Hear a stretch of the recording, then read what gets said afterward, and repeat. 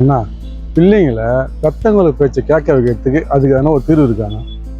நம்ம வீட்டு குழந்தைங்க நம்ம வீட்டுக்கு வந்து இல்லைண்ணா, பக்கத்துல மாமா வீட்டுல, சித்தப்பா வீட்டுல, என் ஃப்ரெண்டு செந்தில், முருகன், இது இல்லாம என் மச்சான் வீட்டுல எல்லாருக்கும் இதே மாதிரி பிரச்சனையா இருக்குண்ணா.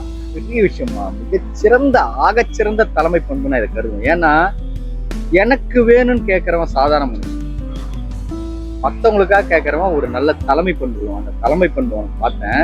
அது உதாரணத்தோட சொல்ல போறேன்னா, சிங்கமும் புலியும் சரி பங்கு சமம் வாய்ந்தது.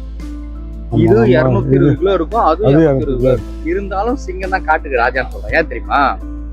புலி எந்த இரை கிடைச்சாலும் வேட்டையாடி போய் மறைச்சு வச்சு யாருக்கும் கொடுக்காது, மறைச்சு வச்சுக்க. அதுவே சிங்கம் என்ன பண்ணுன்னா, வேற யாரோ வேட்டையாட கூட இருக்கட்டும், சிங்கம் தான் வேட்டையாடி இருக்கும், ஆனாலும் அதை எடுத்துட்டு வந்துட்டு தனக்கு வேண்டதை சாப்பிட்டுட்டு மற்றவங்க சாப்பிட்டுட்டும் கம்முன்னு வேடிக்கை பார்ப்போம். அதனால்தான் காட்டுக்கு சிங்கம் ராஜா. அந்த மாதிரி நீங்க கேட்ட கேள்வி இருக்கு இல்லையா, அந்த மற்றவங்களுக்காகன்றது ரொம்ப ஆகச்சிறந்த சிறப்பு. தீர்வு இல்லாமலாம் கிடையாது. சொல்றேன், பாயிண்ட் ஒன் சொல்றேன்னு தெரிஞ்சு. குழந்தைங்களுக்கு தெரியாமலாம் கிடையாது மோனா, அதுங்க புரிஞ்சிக்க கூடிய அளவு பார்த்தோன்னா கம்மியா இருக்கும். அப்ப நம்ம தான் அதுக்கு புரிய வைக்க ட்ரை பண்ணும். அதுக்கு ஒரு உதாரணம் மூலியமா சொல்றேன் கேளுங்களா. இப்படி ஒரு சைனீஸ்ல ஒரு குறும்படம் மாதிரி ஒரு சின்ன விஷயம் இருக்கு. ஒரு பெண்ணு பஸ்ல உட்காந்துட்டு பயணம் பண்ணிட்டு இருப்பா.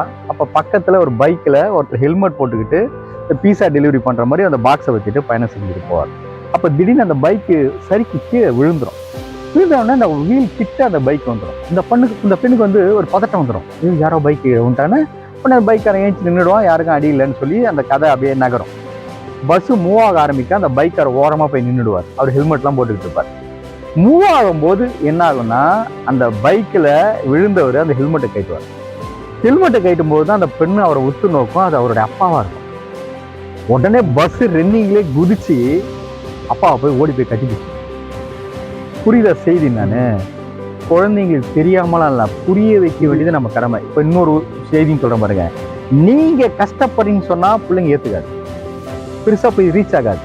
ஆனால் என்ன மாதிரி ஒருவர், எங்க அப்பா மாதிரி இருக்கிற ஒரு தாசில்தார் எவ்வளவு கஷ்டப்படுறாரு அப்படின்னு அந்த குழந்தைங்க பார்த்ததுன்னா கனெக்ட் பண்ணிக்கும். ஓ, அப்ப தாசில்தாரா இருக்கிற எங்க அப்பாவுக்கும் இவ்வளவு ப்ரெஷர் இருக்குமா அப்படின்னு அதுங்க கனெக்ட் பண்ணி பார்த்தா மட்டும்தான் நம்ம கஷ்டத்தை அதுங்க மதிக்கும், சொல்ற பேச்சை கேட்கும். இதை தெரியாம வளர்க்கணும்னு நினைக்கிறதோ அல்லது நீ நேரடியா போய் நான் கஷ்டப்படுறேன்னு சொன்னாவோ இது குழந்தைங்க ஏற்றுக்காது. இது ரொம்ப உணர்வு பூர்வமான நுட்பமான செய்தி. இந்த செய்தியை கடத்தணும் அப்படின்னா மறைமுகமா சொல்றதுதான் வழி, வேற வழியே கிடையாது. ஓகேண்ணா. சரியா? ஓகேண்ணா.